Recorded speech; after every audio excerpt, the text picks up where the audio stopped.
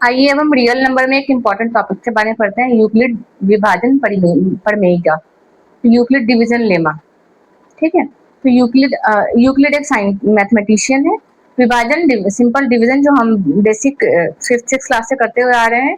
और प्रमेयिका तो हम देखते हैं कि प्रमेयिका क्या होती है। तो प्रमेयिका जो है वो एक सिद्ध किया हुआ कथन है जिसका उपयोग किसी बड़े तथ्य को सिद्ध करने में किया जाता है। ठीक है, तो जो लेमा हुई हमारी lemma, it is a proven statement that is used for proving another statement। ठीक है, तो अब जो यूक्लिड विभाजन प्रमेयिका है वो क्या कहता है, तो अकॉर्डिंग टू यूक्लिड विभाजन प्रमेयिका ये कहती है कि अगर कोई यदि दो धनात्मक पूर्णांक a और b दिए रहने पर हम एक ऐसी अद्वितीय पूर्ण संख्या q और r विद्यमान है कि a is equal to bq plus r। ठीक है, तो आइए पहले हम देखते हैं कि यदि दो धनात्मक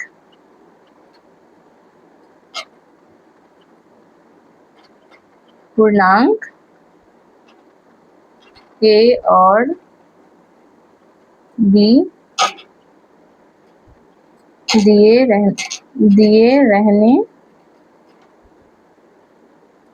पर ऐसी अद्वितीय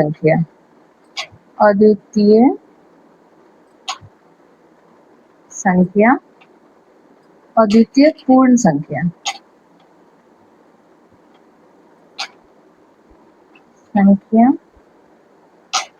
Q और R विद्यमान है कि क्या होता है, A is equal to BQ plus में R, जहाँ पे R की value greater than equal to 0 और लेस देन B होगा। ठीक है, तो मान लीजिए हमारे पास अगर कोई पूर्णांक हमें A और B दिए हुआ है, ये रहा,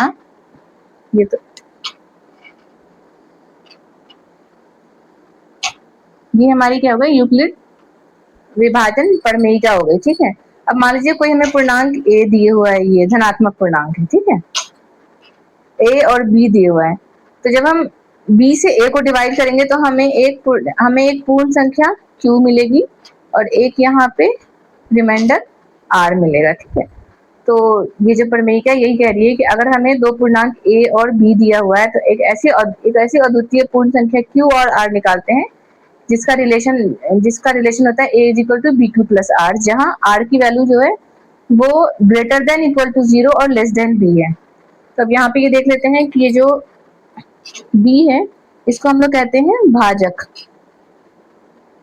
ये तो हम पहले से ही पढ़ते हुए आ रहे हैं। B जिससे हम डिवाइड करते हैं उसको हम भाजक कहते हैं, जिसको डिवाइड करते हैं, जो संख्या डिवाइड होती है उसे हम भाज्य कहते हैं। ठीक है, जो यहाँ पे आता है इसे हम कहते हैं भागफल, Q को भागफल कहते हैं, और जो ये R है ये हमारा हो गया शेषफल। ठीक है, इसे भाजक को हम लोग डिवाइजर भी कहते हैं, इसे रिमाइंडर,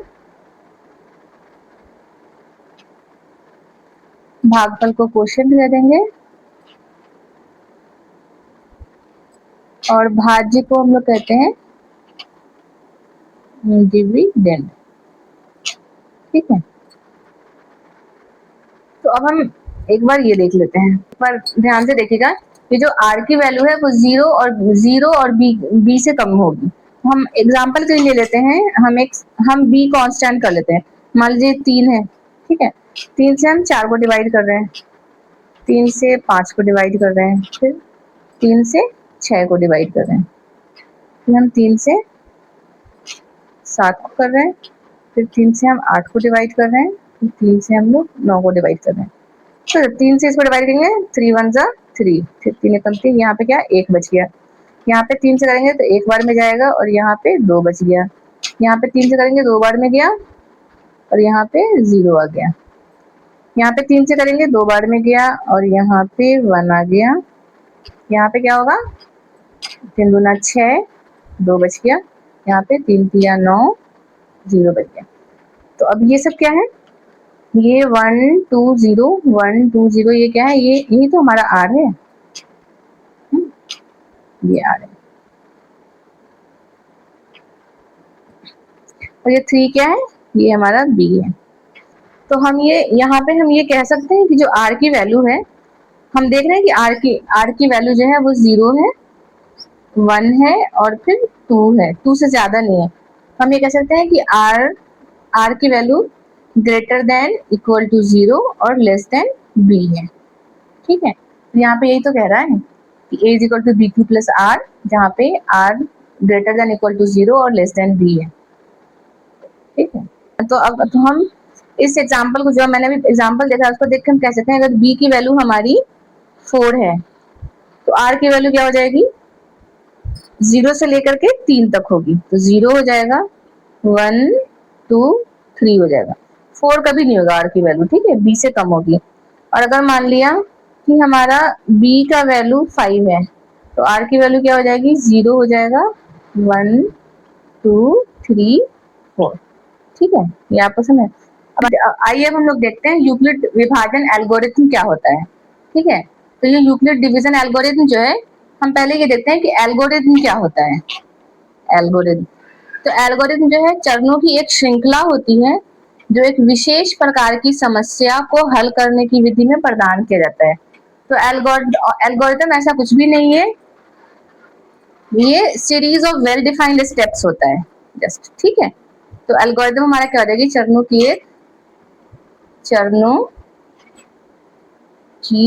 एक श्रृंखला। ठीक है,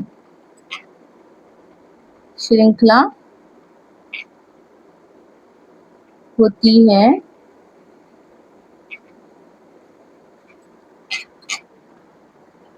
जो एक विशेष प्रकार की समस्या को हल करने की विधि प्रदान करती है। ठीक है, तो ये तो हो गया, हम समझ गए कि एल्गोरिथम क्या होता है। अब ये जो हमारा यूक्लिड डिवीजन एल्गोरिथम है, इसका हम यूज कहाँ पे करते हैं, तो जो हमारी बड़े लार्ज नंबर्स की जो HCF होता है, तो हम इससे क्या करते हैं, HCF ज्ञात करते हैं। ठीक है, HCF ज्ञात करते हैं। जो बड़े बड़े नंबर का HCF होता है उसको हम लोग क्या करते, उसको हम लोग यूक्लिड विभाजन एल्गोरिथम के थ्रू ही ज्ञात करते हैं। ये आगे देखते हैं कि इसमें कई चरण दिए हुए हैं। ठीक है, तो इसमें ये जो यूक्लिड डिवीजन एल्गोरिथम है, ये कहता है कि अगर दो धन पूर्णांक, मान लीजिए कि दो धन पूर्णांक C और D है। ठीक है, तो ये, तो उसका HCF हम कैसे निकालते हैं, उसका क्या क्या स्टेप्स होंगे, हम उसे देखते हैं इसमें।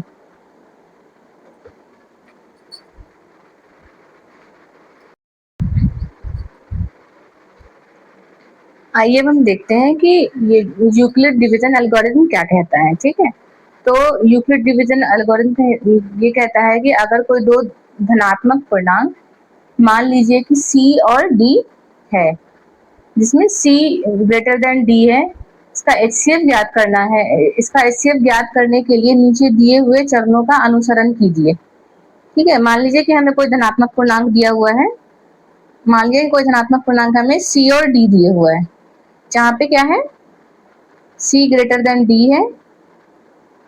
तो इस C और D का HCF ज्ञात करने के लिए हमें इस चरण को फॉलो करना है। ये चरण 1 में भी कंप्लीट हो सकता है, 2 में भी कंप्लीट हो सकता है और 3 में भी हो सकता है और आगे भी जा सकता है। इससे ज्यादा ऐसा नहीं कि 3 ही चरण है। ये एक 3 स्टेप बताया गया है कि हमें कैसे कैसे करना है। तो हमें क्या करना है, उसके लिए दी हुई संख्या C और D के लिए हम क्या करेंगे, यूक्लिड विभाजन प्रमेयिका का प्रयोग करेंगे। ठीक है, तो क्या लिखा है, C और D के लिए यूक्लिड विभाजन प्रमेयिका का प्रयोग कीजिए। इसलिए हम ऐसे Q और R ज्ञात करते हैं कि C is equal to D Q plus R, जहां R greater than equal to 0 है एंड लेस देन D होगा, ठीक है, लेस देन D हो। अब चरण 2 क्या कहता है, यदि R की वैल्यू 0 हो, R बराबर है 0, तो जो D पूर्णांक, जो हमारा ये D है, ठीक है, जो D पूर्णांक है वो C और D का HCF होगा। तो अगर R की वैल्यू मान लीजिए चरण 1 में R की वैल्यू 0 आ जाती है हमारी, तो जो ये D पूर्णांक है ये हमारा उस दो संख्या का HCF होगा। लेकिन अगर मान लिया कि R की वैल्यू 0 नहीं आती है, तो जो D और R है, ये D और R है, D और R के लिए यूक्लिड डिवीजन लेमा का फिर से हम प्रयोग करेंगे।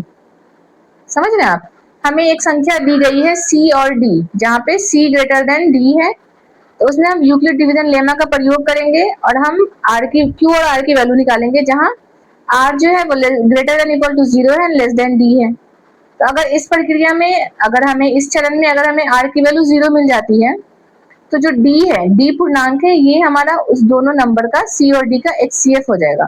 लेकिन अगर हमें R की वैल्यू 0 नहीं मिलती है, तो ये D और R के लिए हम फिर से यूक्लिड डिवीजन लेमा का प्रयोग करेंगे।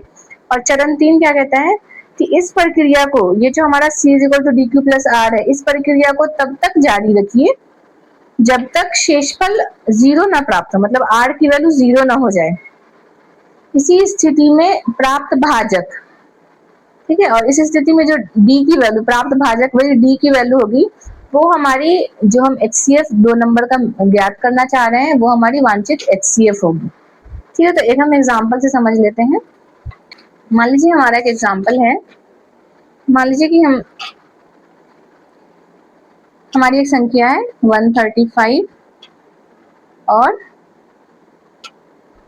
225, ये दो संख्या दी हुई है हमें, ठीक है। तो ये दो संख्या हमारी क्या हो गई, ये C और D है, ठीक है, तो C और D है, तो जिसमें क्या है C ग्रेटर देन D है, तो हमारी C क्या हो जाएगी, C हो जाएगी हमारी, तो इसलिए प्रश्न से क्या हो जाएगा, प्रश्न से C हो जाएगा हमारा 225 और जो D की वैल्यू हो जाएगी वो हो जाएगी 135। तो हम क्या करेंगे, इसमें चरण स्टार्ट करेंगे। चरण 1, यूक्लिड डिवीजन लेमा का प्रयोग करके हमें क्या मिलेगा, यूक्लिड डिवीजन लेमा क्या हमारा C is equal to D Q plus R है, जहाँ पे R की value greater than equal to 0 और लेस देन D है, ठीक है। तो हम देखिए ग्राफ वर्क करते हैं, यहाँ पे ये 135 है, तो ये हमारा क्या हो गया, ये हमारा D हो गया, और ये जो हमारा 225 है ये हमारा C हो गया। तो 225 को 135 से डिवाइड करेंगे तो ये कितनी बार जाएगा, एक बार जाएगा, एक बार गया 135, बचा कितना 0, 12 3 9, 12 में से 3 गया 9। तो अब यहाँ पे देखिए ये क्या था, ये हमारा D है, ये हमारा C है, ये हमारा क्या हो गया Q, ये हमारा Q हो गया और ये R हो गया। तो यहाँ पे हम इसको क्या लिखेंगे, C is equal to 225 is equal to D 135 into Q की वैल्यू 1 और प्लस में R की वैल्यू 90, ठीक है। तब यहाँ पे चूंकि R नॉट इक्वल टू 0 है, तो हम चरण 2 में जाएंगे, इसलिए हम चरण 2 फॉलो करेंगे। चरण 2 में फिर से हम करेंगे यूक्लिड डिवीजन लेमा का प्रयोग करेंगे, ठीक है। प्रयोग करने पर अब देखिए पहले में क्या आया था हमारा, ये 225 था और ये क्या था 135 था, ठीक है। ये एक बार में गया था 135 और यहाँ पे 90 आया था। अब जो चरण 2 है उसमें ये जो R की वैल्यू 90 है, अब ये 90 जो 90 हमारा डिवाइजर बन जाएगा और ये 135 है, ये हमारा डिविडेंड बन जाएगा, 135 डिविडेंड बन जाएगा। ठीक है, इसका दूसरा चरण था ना जिसमें एक दूसरे, इसके दूसरे चरण में क्या कह रहा था यूक्लिड डिवीजन एल्गोरिथम, यदि r की वैल्यू जीरो ना हो तो d और r के लिए हम फिर से यूक्लिड विभाजन एल्गोरिथम लेमा का प्रयोग करेंगे। ठीक है, तो ये हमारा r की वैल्यू 90 है, तो अब हम क्या करेंगे कि 135 में डिवाइड देंगे। अब जो ये हमारा d था, ये जो हमारा d था, ये अब डिविडेंड हो जाएगा। ठीक है, तो ये 90 से एक बार में जाएगा, 90 कहीं 90, अभी कितना बचा 5, 13 में से 9 गया 4। फिर क्या है, फिर r की वैल्यू, अब इसे हम पहले एक बार यहाँ पे लिख चरण 2 में लिख लेते हैं। चरण 2 में क्या हो जाएगा हमारा, फिर से वही formula c is equal to D Q plus R, जहाँ पे r की value greater than equal to 0 और लेस देन b होगी। अब यहाँ पे चरण 2 में c की वैल्यू जो है हमारी 135 हो जाएगी, 135 इज इक्वल टू d हो जाएगा हमारा 90। ठीक है, इंटू q 1 हो जाएगा, अब प्लस r की वैल्यू 45 हो जाएगी। अब देखो यहाँ पे चूंकि r नॉट इक्वल टू 0, इसलिए अब हम जाएंगे चरण 3 में, फिर से यूक्लिड डिवीजन लेमा का प्रयोग करेंगे। यूक्लिड डिवीजन लेमा प्रयोग करने पर अब क्या हो जाएगा, फिर से हमारे c is equal to D Q plus R, जहाँ पे r की value greater than equal to 0 और लेस देन d। तो अब यहाँ पे r की वैल्यू क्या है, जो अब r की वैल्यू आई है वो 45 है। तो अब इस r की वैल्यू के लिए हमारा जो डिविडेंड हो जाएगा वो 90 हो जाएगा। ठीक है, ध्यान से देखिए इस चीज को, 90 हो जाएगा। तो 45 से 90 कितनी बनेगा, 45 गुना 90, 2 बार में गया 90, क्या बस ये 0 आ गया। तो अब इसको हम यहाँ पे लिख देंगे। अब चरण 3 के लिए c की वैल्यू 90 हो जाएगी, 90 इज इक्वल टू d की वैल्यू क्या हो जाएगी 45 हो जाएगी, q की वैल्यू 2, अब प्लस में r की वैल्यू तो 0 आ गई। तब यहाँ पे चूंकि r बराबर 0 है, इसलिए HCF कितना है, नंबर क्या था हमारा 135 और 225 बराबर 45 आंसर। जो चरण 3 था यूक्लिड विभाजन एल्गोरिथम का, वो यही तो कह रहा था कि इस प्रक्रिया को तब तक जारी रखिए जब तक r की वैल्यू 0 ना आ जाए। ठीक है, तो हमने तब तक जारी रखा जब तक r की वैल्यू 0 ना आ जाए, और यदि r की वैल्यू आपको 0 आ जाए तो यदि आपको r की वैल्यू 0 आ जाए तो उसमें जो प्राप्त भाजक है ना, d ही तो हमारा भाजक है। भाजक कौन है, ये है। जब r की वैल्यू 0 आएगी तो जो उसमें प्राप्त भाजक है वो हमारा HCF हो जाएगा। ठीक है, तो इसलिए HCF 135 और 225 का 45 हो जाएगा। समझ में आया?